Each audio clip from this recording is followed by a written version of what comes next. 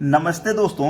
आज मैं आपको क्वेश्चन लेकर के आया हूं जो आपको बार बार परीक्षाओं में दिया जाता है, तो वीडियो को पूरा देखना। चलिए स्टार्ट करते हैं। पहला सवाल, एक घड़ी का क्रय मूल्य ज्ञात कीजिए यदि लाभ प्रतिशत 37.5% है और विक्रय मूल्य 1650 है। देखो 37.10.1/2%, यानी कि 37.5% का लाभ है और विक्रय मूल्य कितना है भैया? विक्रय मूल्य 1650 रुपये।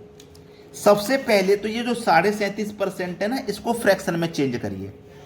तो 2 का गुना 37 से करूंगा 74, 74 में 1 जोड़ूंगा 75, बट्टे में कितना है 2। इस प्रतिशत का मतलब भी बट्टे में 100 होता है, तो 100 का गुना 2 से हो जाएगा, तो ये 200 हो जाएगा यहाँ पे। अब इसे कटाइए। 25 से ये 3 बार में कटेगा, 25 से 8 बार में कटेगा, यानी कि 3/8 इसकी फ्रैक्शन वैल्यू है। तो नीचे वाली वैल्यू आपकी कॉस्ट प्राइस है, ठीक है, यानी कि 8 रुपये की चीज़ है और 8 रुपये की चीज पर 3 रुपये का प्रॉफिट है। तो 8 में 3 जोड़ के बेचेंगे, मतलब 11 रुपये हमारा सेलिंग प्राइस है। इसका मतलब ये हुआ। तो सेलिंग प्राइस हमारा कितना है? 11, और रियल में सेलिंग प्राइस कितना है? 1650। तो 11 की वैल्यू 1650, तो एक की कितनी हो जाएगी? 1650/11। और हमें कितनी की वैल्यू चाहिए भाई? हमें कितने की वैल्यू चाहिए? हमसे बोला है कि विक्रय मूल्य 1650 है, तो क्रय मूल्य ज्ञात करना है। हमको क्या पता करना है? क्रय मूल्य। तो हमें सबसे पहले 1% की वैल्यू निकालनी है। 1% की निकालो। 11 एकम 11, 5 बचेगा 55, 11 पंजे 55 और 1 0, 150 आ गया, यानी कि 1% की वैल्यू 150 है। हमें क्रय मूल्य निकालना है, यानी कि कॉस्ट प्राइस। कॉस्ट प्राइस कितना है हमारा? 8। जब 1 अनुपात का मान 150 है तो 8 का कितना हो जाएगा भैया? 8 से सीधा सीधा मल्टीप्लाई कर दो। 8 का 0 में करोगे 0, 8 पंजे 40 का 0, हाथ से लगे 4, 8 एकम 8 और 4 12। क्रय मूल्य हो जाएगा 1200 रुपये, यानी कि डी ऑप्शन प्रश्न का बिल्कुल सही जवाब है। अब देखते हैं अगला प्रश्न। अगला सवाल है, 12 के प्रथम 13 गुणजों का औसत क्या है? देखो 12 का पहला गुणज होगा 12 एकम 12, दूसरा होगा 12 दूनी 24, तीसरा होगा 12 तिया 36, चौथा होगा 12 चौक 48, पांचवा होगा, छठवां होगा, ऐसे ही 13वां जो गुणज होगा, यानी कि 12 का गुना 13 से करेंगे तो 156 होगा। ठीक है। अब इन सभी में देखो अंतर 12-12 का ही होगा, सभी में अंतर 12-12 का है। ठीक है, सभी में अंतर 12-12 का है। जब अंतर समान रहे तो एक ट्रिक होती है, first plus last divided by 2। ठीक है, फर्स्ट है 12, लास्ट है 156 डिवाइडेड बाई 2। 12 और 156 को जोड़ेंगे तो 168 डिवाइडेड बाई 2। 2 से डिवाइड करो, कितना आ जाएगा? 84। ये आपके सवाल का है सही जवाब। 84 दिया गया है बी ऑप्शन में।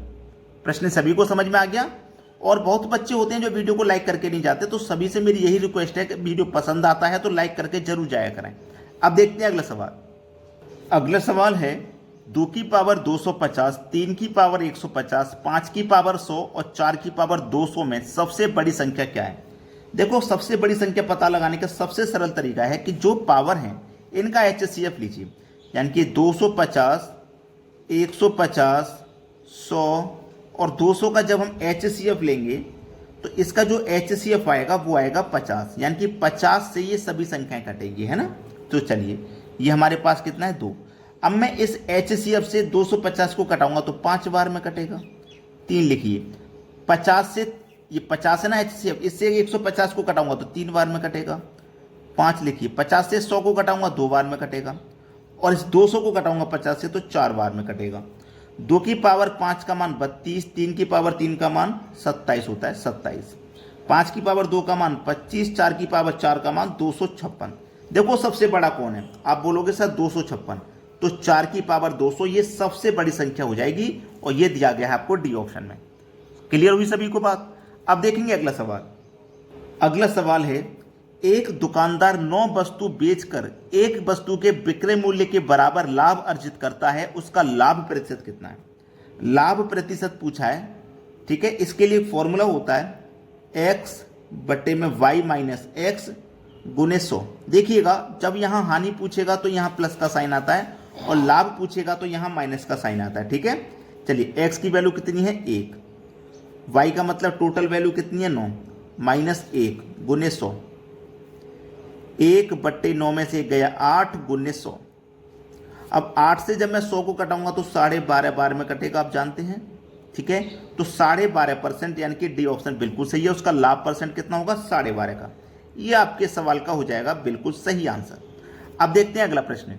अगला सवाल है, यदि a माइनस 16 की whole power 2 plus b plus 6 की whole power 2 plus c minus 2 की होल पावर 2 बराबर 0। इसका मतलब क्या है कि ये तीनों ही टर्म 0 के बराबर हैं। तो आपको ये भी 0 के बराबर रखना पड़ेगा, इसको भी 0 के बराबर रखना पड़ेगा और इसको भी 0 के बराबर रखना पड़ेगा। ये तीनों टर्म 0 के बराबर रखोगे तभी तो ये पूरा का मान 0 होगा। तो चलिए रख देते हैं। a माइनस 16 इसको 0 के बराबर रख दिया तो a बराबर 0, ये माइनस का 16 इधर आके प्लस का 16, तो यहां से 0 हट जाएगा, इधर आके ये 16 की वैल्यू हो जाएगी। चलिए इसको भी 0 के बराबर रखो, b प्लस 6 बराबर 0, तो b बराबर ये प्लस का 6 इधर आके माइनस का 6 हो जाएगा। c माइनस 2 को भी 0 के बराबर रखो, तो c बराबर माइनस का 2 इधर आके प्लस का 2। ठीक है, सबको रख दिया। हमसे वैल्यू पूछा a प्लस बी बट्टे c की। तो देखो a का मान कितना है? 16, तो मैं 16 रखूंगा। b का मान कितना? -6। देखो यहाँ प्लस है यहाँ माइनस, तो प्लस माइनस माइनस हो जाएगा। तो b का मान कितना है मेरा? 6 बटे में c का मान रखेंगे जो कि 2 है। 16 में से जाएगा 6, बचेगा 10 बटे में 2, 2 से 10 को काटो, आंसर आ जाएगा 5, यानी कि बी ऑप्शन सवाल का सही जवाब हुआ।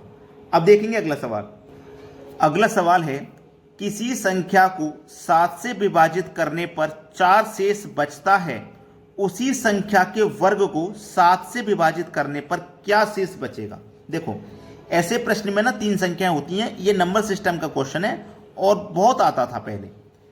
पहली संख्या 7, दूसरी संख्या 4, तीसरी संख्या 7। बोला है कि 4 शेष बचता है, उसी संख्या के वर्ग को 7 से विभाजित करना। तो इसमें हम करते क्या है, तीसरी संख्या से दूसरी संख्या में भाग देते हैं, बीच वाली में। तो 4 में से भाग जाएगा नहीं 7 से, लेकिन जो बोला है उसने उस पर ध्यान दो। 4 शेष बचता है तो उसी संख्या के वर्ग को, यानी कि संख्या के वर्ग को भाग देना है। तो 4 का वर्ग आप करोगे तो 16 हो जाएगा, यानी कि 16 में 7 से भाग दो, 7 दूने का 14। 16 में से 14 कट गया तो 2 शेष बचा कि नहीं बचा? 2 शेष बचा। ये आपके सवाल का है सही जवाब 2, यानी कि पहला ऑप्शन। क्लियर हुआ ना सभी को सवाल? अब देखते हैं अगला प्रश्न। अगला सवाल है, 20 लोग एक दूसरे से हाथ मिलाते हैं, कुल कितनी बार हाथ मिलेंगे? तो देखो ये ना बहुत अच्छा सवाल है। जितनी बच्चे टेट एग्जाम की तैयारी करते हैं ना, सबसे ज्यादा ये क्वेश्चन आता है। इसका एक फॉर्मूला होता है n into n minus 1 divided by 2। अब उसने क्या बोला है? हाथ मिलाने वाला। इसी में एक क्वेश्चन बनता है उपहार देने वाला, गिफ्ट वाला। तो उस प्रश्न के लिए भी फॉर्मूला यही होता है n इंटू n माइनस 1, उसमें 2 से डिवाइड नहीं करते। ठीक है, चलिए n की वैल्यू कितनी है?